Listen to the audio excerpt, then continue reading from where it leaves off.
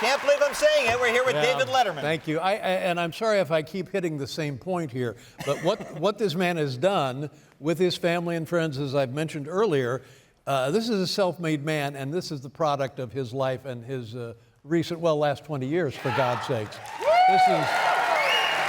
This is no small accomplishment because I'm guessing not network supported, it's not been syndicated supported. You have some shell company here sponsoring it.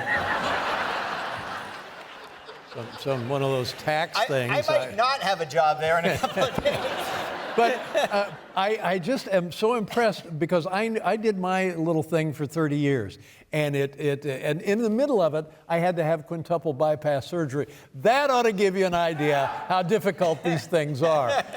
He's done this, and we're not going to see the likes of this anywhere on the horizon soon. And I have great admiration for what you've done. And thank you for letting me be part of this. My God, thank you. Thank you.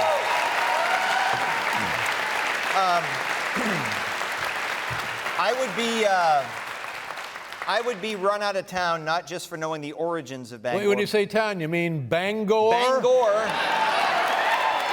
That's the one. If I didn't bring up a classic bit you did, I think in 1986 at NBC. Oh, no, I'm sorry, we didn't do classic bits in '86. Those came much earlier. You found out that the local audience on WLBZ in Bangor was not watching your show. And so you pulled out the ratings book and you said it's hash marks, nobody's watching, and then you pulled out a phone book and started calling people to see if they were watching your show. Now, let me ask you a question. When I would get that sheet of paper every morning on my desk after the night before the ratings, my stomach would go into knots. Do you go through a similar version of that? I do. We get ratings every week, and if we lose badly, I start overthinking it tremendously.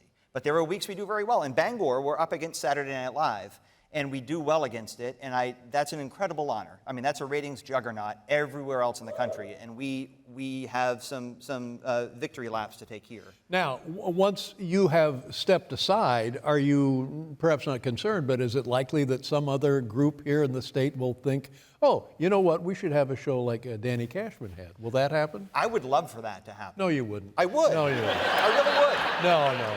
Show business is full of small, petty people. So, do you remember making those phone calls to Bangor? I kind of do remember it, yeah. Yes, I do. I don't know, we actually talked to one or, how many people did we talk to? You did it over several nights, and Paul did a song where he coined the phrase, Bangor hardly knew her, but he mispronounced Bangor. We still say that around here. Bangor hardly knew her. Now I understand. So. Yes, I get the situation. But there's so fewer people with phones now, but we have a phone book. That's crazy that there are still phone books. And we have a phone. And I wondered, it's a lot of businesses. Well, Dan, here's your number. Yeah. It's a yeah, I know. 900 number. Okay, so how are we going to contact They're not going to be home. Find a good number. They won't be home. There's people home. Do you want to call a business or a person? Oh, I'm dying to call a business. Are you? See how to make this work. Now, this ought to be a home call, don't you think? A home call? Yeah. Okay. Okay. Well, we just took a vote with the audience, and they agree. All right. There's a number right here. It's this guy's name here. Do you want to ask him if he watched your show or our show?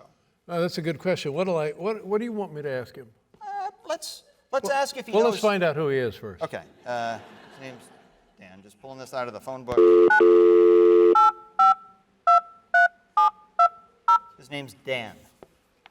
And it's not me, I guarantee you. Is it really? I'm going to talk to a guy named Dan? Yeah. Do I pick this up? No. That will ruin everything. Hello? Well, that's why I'm here. Hi, Dan. Who is this? Dan? Hi, Dan. Yes, this is Dan. Hi, what's your last name, Dan? Trumbull. Oh, how you doing? Is that a joke? It's a listed number. No, he's a county commissioner. Hi, Dan, are you a county commissioner? Yes, I am. Who's this? Is this the constituent? Yes. My name is Dave Letterman. I'm a friend of Danny Cashman, and we're here tonight making random phone calls. Oh, I'm sorry. I'm actually in Indiana, Dave. How are you? What did you say about Indiana? I'm out in Indiana. No, I'm just kidding about Indiana, Dave. I'm not as funny as Dan or you. Yeah. Don't try to kid with me, Dan. You I'm had a big retired, segment but on I your know show where you one night live. when we had the ball drop at 6 o'clock one New Year's, and you made fun of Bangor. You had the ball drop at 6 o'clock. That's pretty funny. What do you do as county commissioner? Very little as I can, actually, Dave, but we oversee the jail mostly. And is this an elected position? Yes. Yeah. I'm also on the city council at the same time. So I think we're calling you with a very important question, Dan. Well, does Dave know you interned with the I-Man? No, I don't think he knew that. I don't Yeah, know. Dan was an intern with Don Imus. Yeah, a long Oh, time you ago. interned with Don Imus? I did, yeah. Oh my God, that's fantastic. Yeah, it didn't, I mean, he was very nice, but not to me. But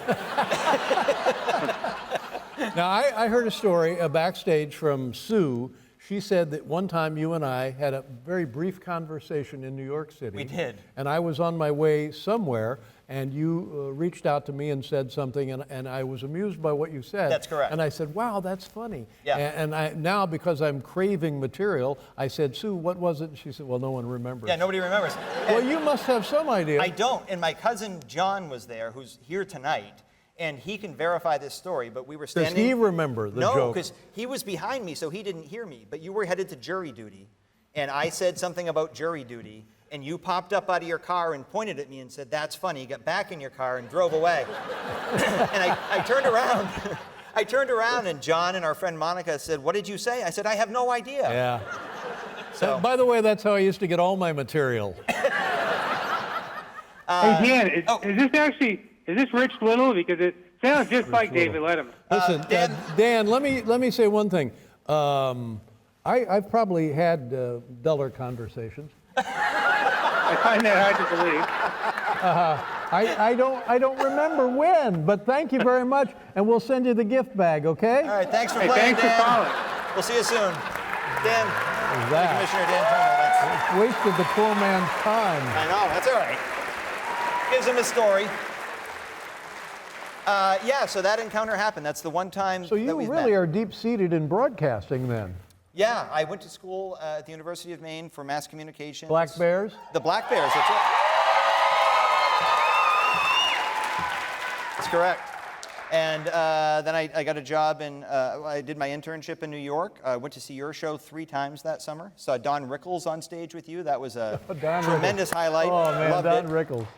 Saw the Donutta Pult 2000 Plus. I don't know if you remember that on 53rd Wow. Street. It was another highlight. Saw Whoopi Goldberg. It was just the best summer. I love New York City so much, and going to see your show so often was just a thing I'll never forget. Well, you're so kind, and now I'm starting to get morose. I just feel like you have represented something that we're now saying goodbye to in our culture, and I don't feel good about that. Yeah, honestly, I don't either. And I wish I had talked to you a year ago.